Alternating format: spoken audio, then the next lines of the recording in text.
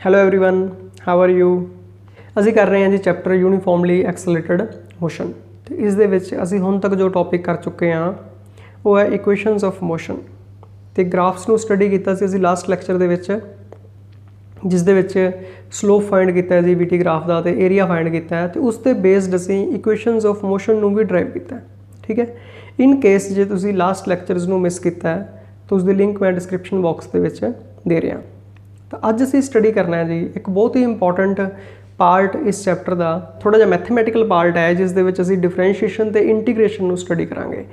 Actual दे विच तां तुसी इसनूं +2 के मैथमैटिक्स के डिटेल के डिस्कस करोगे, बट फिजिक्स के असी डिफरेंशिएशन तो इंटीग्रेशन यूज़ करना है, इसलिए थोड़ा बहुत इसनूं असी इत्थे इसके कुछ बेसिक्स असी इत्थे डिस्कस करांगे। ठीक है, तो let us start with differentiation.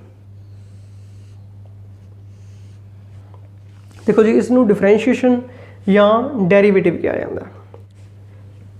तो कंसीडर करो जी ये ओरिजिन है।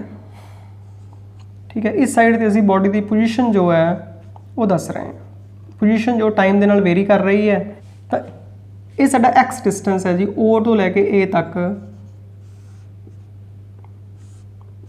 It's x. हुण जे एक्स के असी बहुत छोटे छोटे पार्ट करिए, सपोज करो जी एक बहुत छोटा जिहा पार्ट है जी, ठीक है, वेरी वेरी स्मॉल पार्ट, तो उस पार्ट को असी डी एक्स नाल लिखते हैं जी। मैं पहला भी दसिया सी कि D x is very very small.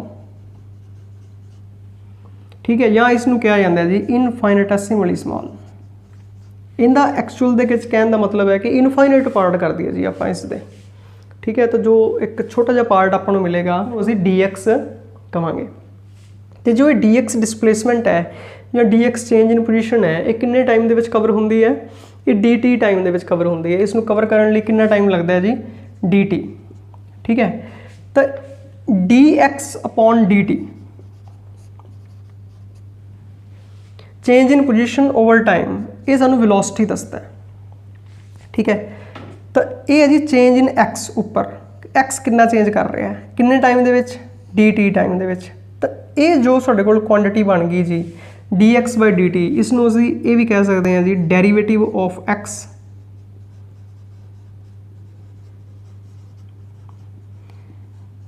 With respect to t. Actual दे विच ये दसदा है कि जिहड़ी उपरली क्वांटिटी है वो निचली क्वांटिटी दे नाल किस तरह बदलती है। ठीक है, इन जनरल जे असीं दसीए कि कोई वाई क्वांटिटी है जो एक्स ते डिपेंड करती है, या असीं ऐ लिख सकते हैं कि y is a function of x. तो d y upon d x नूं लिखते हैं जी derivative of y with respect to x.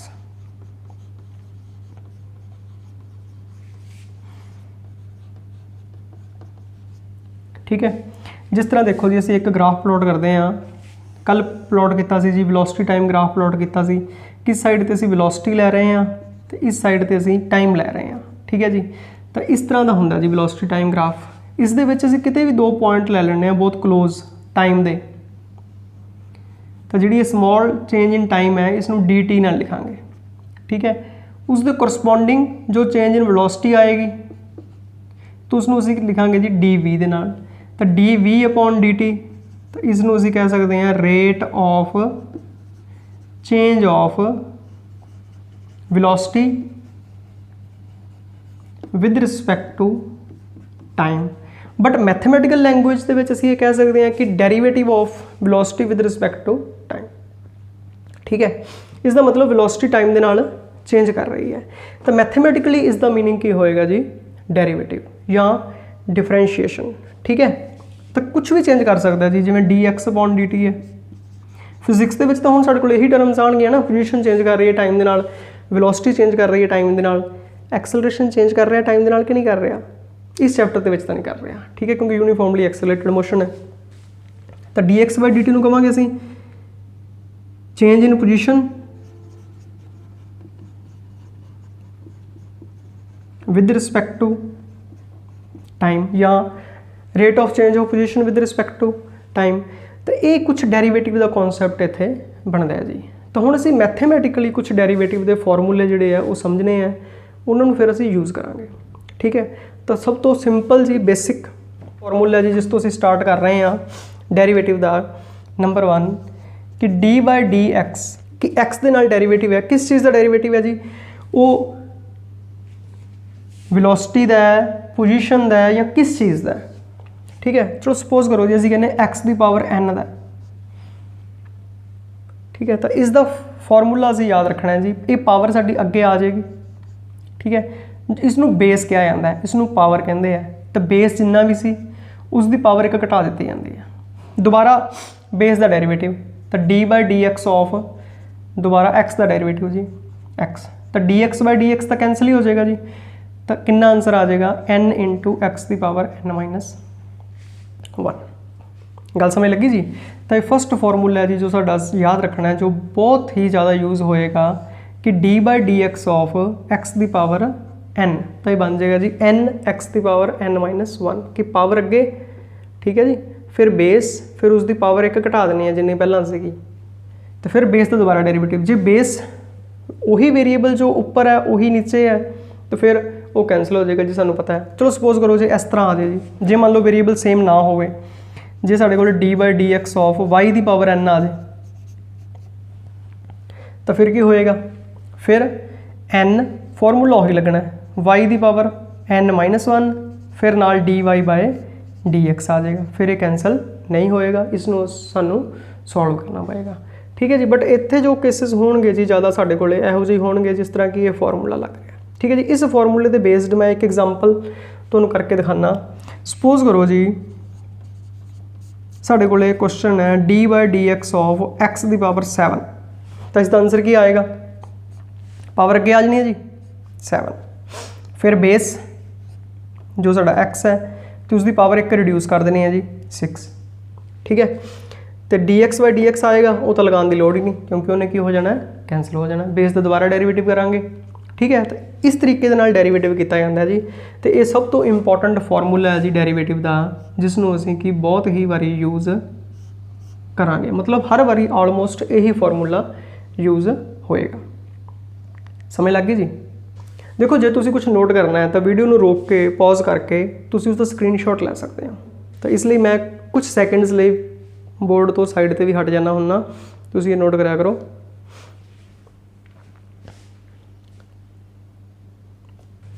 देखो जी, हुण नैक्सट है नंबर 2।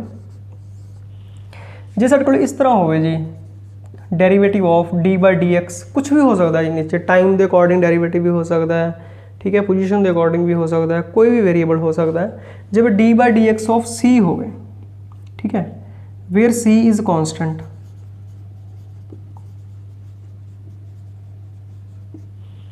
ठीक है, कॉन्स्टेंट कोई भी नंबर भी हो सकता है, जिस तरह 1 2 3 4 5 या पाई, ठीक है, कोई भी कॉन्स्टेंट होवे, तो इसका मतलब जो कॉन्स्टेंट है वो तो चेंज ही नहीं करेगा ना, कॉन्स्टेंट के तो चेंज आनी नहीं, जो मर्जी चेंज करी जाए।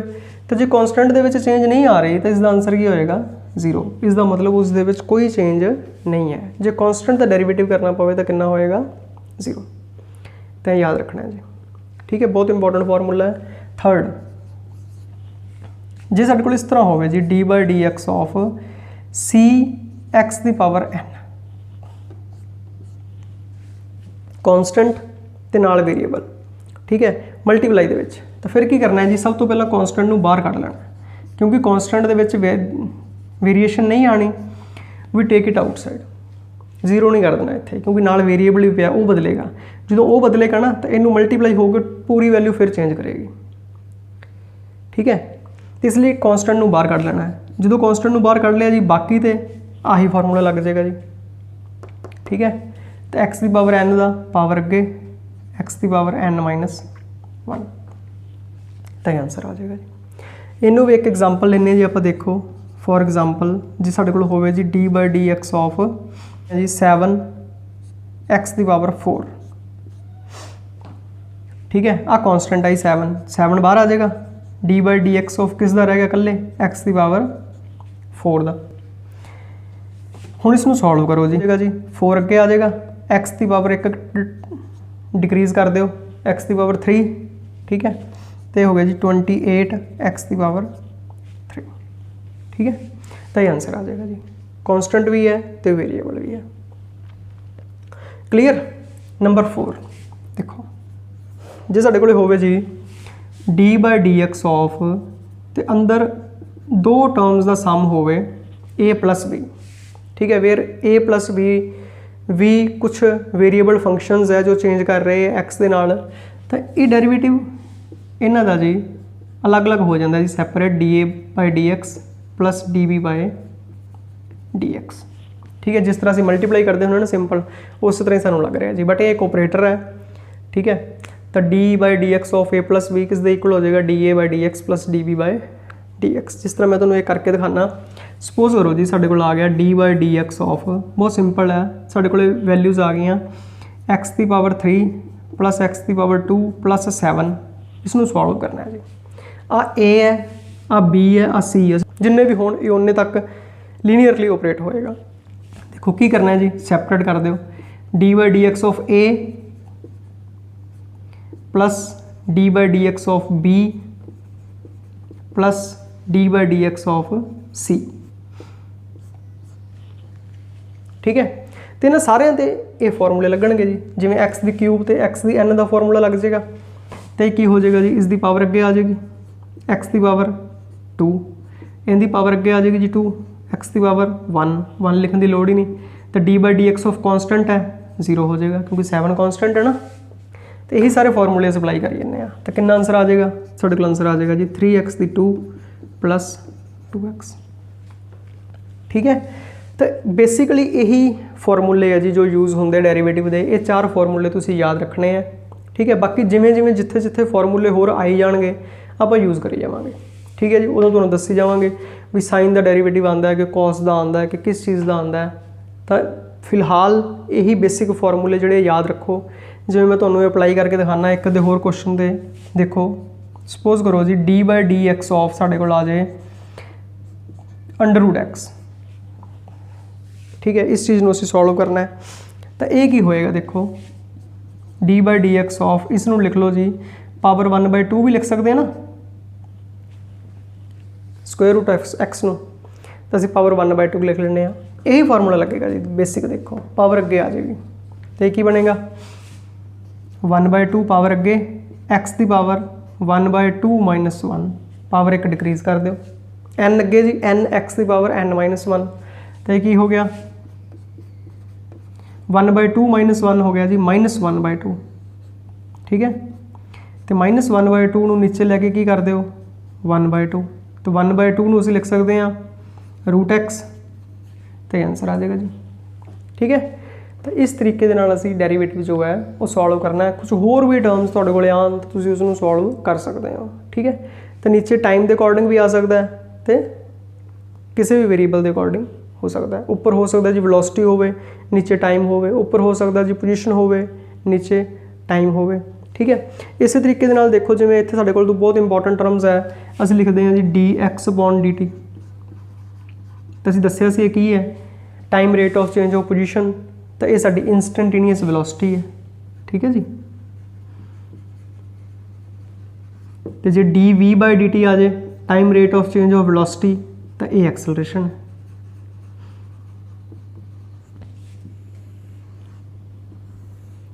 समझ लगी जी।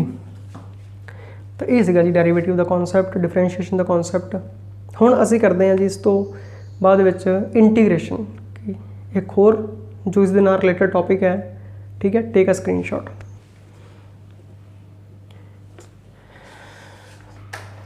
तो नेक्स्ट जो मैथमेटिकल पार्ट असी करना है जी वो है इंटीग्रेशन।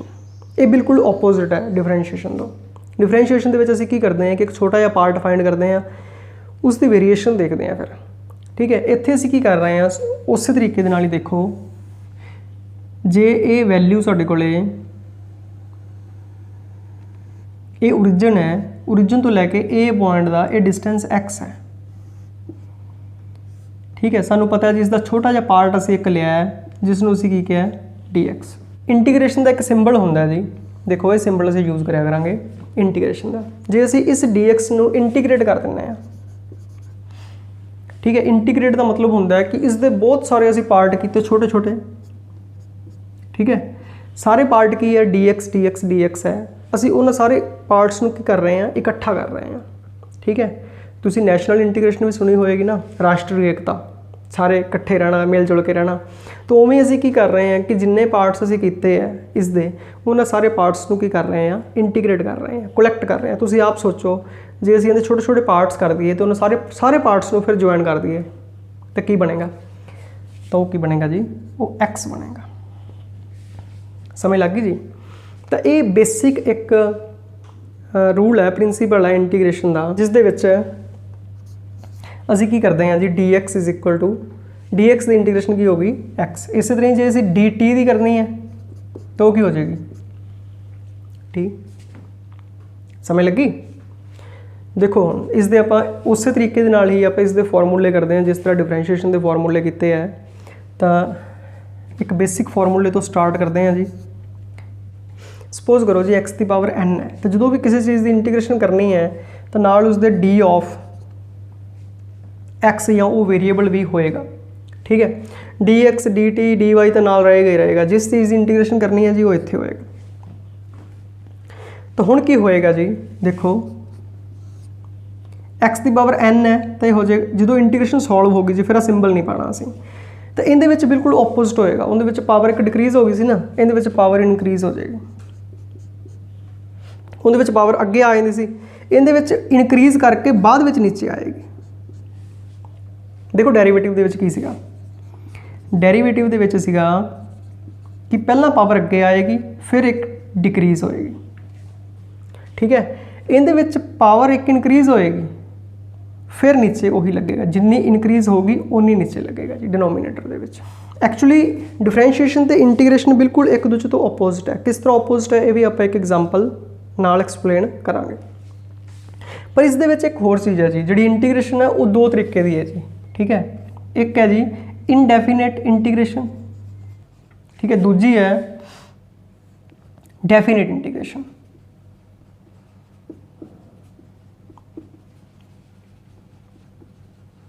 ठीक है, जो इनडेफिनेट है उसका मतलब है कि इस दे विच आंसर जो है सानू प्रॉपर पता नहीं लगता। जिवें कि एक्चुअल दे विच इसका आंसर जिहड़ा इन्ना तो है बट नाल इहदे विच एक कॉन्सटेंट लगेगा जी फॉर्मूले च, इस च भी लगेगा, इहदे च भी लगेगा। ठीक है, जो जाके असीं डेफिनेट इंटीग्रेशन करांगे फिर उहदे विच वो कॉन्सटेंट नहीं आएगा। कॉन्सटेंट क्यों आंदा है तो क्यों नहीं आएगा इनू मैं बाद विच एक्सप्लेन करदा जी, देखी जाओ। ठीक है, तुहानूं सारी गल समझ लगूगी जे असीं इनू स्टैप बाय स्टैप समझी जावांगे। सपोज करो जी असीं एक्स की 7 की इंटीग्रेशन करनी है। ठीक है, एग्जाम्पल लै रहे हैं इस पर बेस्ड। तो एक ही बनेगी, पावर एक इनक्रीज कर दो जी, एक्स की पावर 7 है 8 हो जाएगी, तो नीचे की आ जाएगा जी 8 प्लस सी। ठीक है, तो जो भी इनडेफिनेट इंटीग्रेशन होएगी उनके सी आएगा ही आएगा। तो प्लस सी तुसीं लगाना ही लगाना, हर आंसर दे विच एक कॉन्सटेंट आएगा नाल। हुण देखो जी थर्ड, जे मान लो जी कल्ला कॉन्सटेंट ही आ जाए। ठीक है, चलो असीं कॉन्सटेंट कोई होर लै लैंदे क्योंकि सी नूं असीं कॉन्सटेंट ऑफ इंटीग्रेशन लगा रहे हैं, इसनूं कॉन्सटेंट ऑफ इंटीग्रेशन कहते हैं। ठीक है, इत्थे भी आएगा ये, इत्थे भी आएगा जी। जे कल्ला डी एक्स आ जाए जी नाल ए आ जाए, वेयर ए इज़ कॉन्सटेंट, तो की होएगा वही रूल जो डेरीवेटिव दे विच यूज़ किया सी। कॉन्सटेंट नूं पहलां बाहर कढ लो, टेक ए आउटसाइड, बाकी चीज़ की इंटीग्रेशन करनी है। जिन्ना चिर इंटीग्रेशन सॉल्व नहीं ना होंदी, तुसीं कोई फॉर्मूला नहीं लगा देंगे, उन्ना चिर आ साइन नहीं हटाना, ये नाल चली जाएगा। डी एक्स की इंटीग्रेशन तुहानूं करनी आती है तो ये आ जाएगा ए इंटू एक्स, क्योंकि डी एक्स की इंटीग्रेशन असीं पहले ही कर चुके हैं, एक्स है, तो जो भी इंटीग्रेशन आ जाए प्लस सी असीं लगाना ही लगाना है जी। ठीक है, तो ये आंसर आएगा जी। इस पर बेस्ड असीं एक एग्जाम्पल करते हैं। देखो जे साडे कोल इंटीग्रेशन आ जाए जी 4x की पावर 3 नाल डी एक्स, तो हुण असीं इस दी इंटीग्रेशन करनी है तो की होएगा, 4 आउटसाइड आ जाएगा, कॉन्सटेंट है जी। ठीक है, हुण इस दी इंटीग्रेशन करनी है, x की पावर 3 की इंटीग्रेशन की हो जाएगी, x की पावर 4 ओवर 4 प्लस सी, 4 नाल 4 कैंसल हो जाएगा, आंसर आ जाएगा जी x की पावर 4 प्लस सी। क्लियर। चलो जी नेक्स्ट फोर्थ, जे साडे कोल इंटीग्रेशन आ जाए जी, integration of a plus b plus c जिन्नियां भी वैल्यूज़ आ जाए इनटू dx ਜਾਂ dy ਜਾਂ dt ਇਹਦੇ ਵਿੱਚ ਵੀ ਕੁਝ ਵੀ ਆ ਸਕਦਾ। ਤੁਹਾਨੂੰ ਦੱਸਿਆ ਸੀ ਕਿ ਕਿਸੇ ਦੀ ਵੀ ਕੰਪੈरेटिवली ਇੰਟੀਗ੍ਰੇਸ਼ਨ ਹੋ ਸਕਦੀ ਹੈ। ਤਾਂ ਇਹ ਕੀ ਹੋ ਜਾਏਗਾ, ਇਹ ਹੋ ਜਾਏਗਾ ਜੀ integration of a into D x plus integration of b into D x. ठीक है, जिमें डेरीवेटिव सैपरेट हो गया सी उस तरीके नाल आपां की कर देंगे, इन्हों सैपरेट कर देंगे। जे विचाले सबट्रैक्शन है तो इत्थे सबट्रैक्शन आ जाएगी जी। इस ते बेस्ड एग्जाम्पल सपोज करो जी x की पावर 2 प्लस x की पावर 3 इसका इंटीग्रेशन करना है तो की होएगा, इंटीग्रेशन सैपरेट हो जाएगी जी। x की power 2 into D x plus x की पावर 3 इंटू डी एक्स, वही फॉर्मूला लग जाएगा जी x की पावर n वाला। की होएगा, पावर एक इनक्रीज कर दो, x की पावर 3 ओवर 3 प्लस x की power 4 over 4 plus c constant of integration. तो ये कुछ फॉर्मूले है जी जो असी इंटीग्रेशन दे अप्लाई करांगे।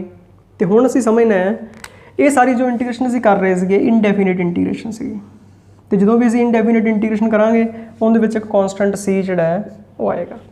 हुण इस कॉन्स्टेंट नूं असी किस तरीके नाल रिमूव करते हैं डेफिनिट इंटीग्रेशन दे विच, तो जिसका आंसर एक पक्का सानूं श्योर है कि ये आंसर है। ठीक है, तो उसनूं असी डेफिनिट इंटीग्रेशन कहने आ। तो ये जो असी कर रहे थे इनडेफिनिट इंटीग्रेशन सी। हुण देखो डेफिनिट इंटीग्रेशन दे विच असी की करना है जी, take a screenshot.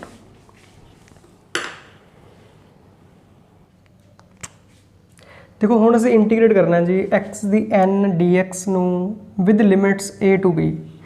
J limits दित्तियां होण तां इस तरह के इंटीग्रेशन नूं असीं कहने हैं डेफिनिट इंटीग्रेशन। ठीक है, तो जो लिमिट्स पाई हैं जिहड़ी ए वाली लिमिट है इसनूं कहंदे आ जी लोअर लिमिट, तो जिहड़ी उपरली लिमिट है इसनूं कहंदे आ जी अपर लिमिट। ये एक्चुअली की चीज़ दसदी है कि जिस चीज़ के विद रिस्पैक्ट टू असीं इंटीग्रेट कर रहे हैं, जिवें एक्स के विद रिस्पैक्ट टू असीं इंटीग्रेट कर रहे हैं उसकी वैल्यू कित्थों लैके कित्थों तक चेंज करती है। ठीक है, जिवें एक्स की जो मिनीमम वैल्यू है वो ए हो सकती है लोअर लिमिट, तो मैक्सिमम वैल्यू जो है वो अपर लिमिट हो सकती है। तो इंटीग्रेशन असीं उस तरीके नाल ही करना है। इंटीग्रेशन के फॉर्मूलेज दे विच कोई चेंज नहीं आएगी। देखो तो इंटीग्रेशन असीं किस तरह करना है, तो इंटीग्रेशन बनेगी जी एक्स की पावर n प्लस 1। ठीक है, वही फॉर्मूला लगेगा कि पावर एक इनक्रीज हो जाएगी तो जो पावर है ऊपर उससे नाल ही डिवाइड हो जाएगा। ठीक है, हुण असीं लिमिट्स का की करना है जी। देखो किस दे ऊपर ब्रैकेट पा के लिमिट्स नूं राइट साइड ते लिखते हैं। एक लिखण दा ढंग है। ठीक है, जिवें जिवें तुसीं करी जाओगे उवें उवें तुहानूं इसदी आदत पै जाएगी कि जदों इंटीग्रेशन करनी है तो लिमिट्स नूं इत्थों हटा के जी असीं इस साइड ते लगा दिंदे हां। हुण असीं लिमिट्स पुट करनी है जी। देखो तो लिमिट्स पुट करके की बनता है, तो जो n प्लस 1 है जी तो एक कॉन्स्टेंट है, इसमें तो बाहर कढ़ लो जी। इहदे विच तो लिमिट्स का कोई काम नहीं। असीं लिमिट भरनियां होंदियां जी एक्स की थां ते कि जो ए वेरीएबल है उहदियां लिमिट्स असीं पुट करनी है। तो पहला जी अपर लिमिट पुट करनी है। पहला एक्स की जगह पर आएगा b n प्लस 1, फिर माइनस एक्स की जगह पर आएगा a की पावर n प्लस 1। तो ये आंसर आ जाएगा जी। देखो ठीक है, तो हुण इहदे विच x नहीं आएगा क्योंकि x की वैल्यू वेरी कर सकती सी ना। इसका एक डेफिनेट आंसर आ रहा है, इसलिए इसनूं डेफिनेट इंटीग्रेशन कहते हैं। तो फिर इहदे विच आपां c भी नहीं लगाना, तो कॉन्स्टेंट लगाने की भी जरूरत नहीं है। देखो इसकी एक एग्जाम्पल लैंदे सिंपल जी। जिस तरह जी असीं इंटीग्रेट करना है 4x की पावर 3 dx, इंटीग्रेट करना है जी फ्रॉम 1 to 2। ठीक है, तो पहला तो जी देखो की है कि कॉन्स्टेंट पे है, कॉन्स्टेंट पहला बाहर आ जाएगा।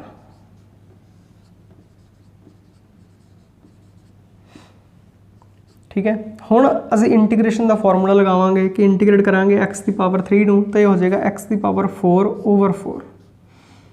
ठीक है, लिमिट्स राइट साइड ते लग जाणगियां जी 1 ते 2।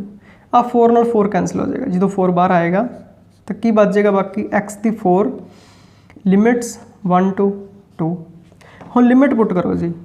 किहड़ी लिमिट आपां पहलां पुट करनी हुंदी है अपर लिमिट, तो असीं एक्स की जगह ते अपर लिमिट पुट कर देंगे 2 की पावर 4, फिर माइनस लोअर लिमिट पुट करनी है जी 1 की पावर 4।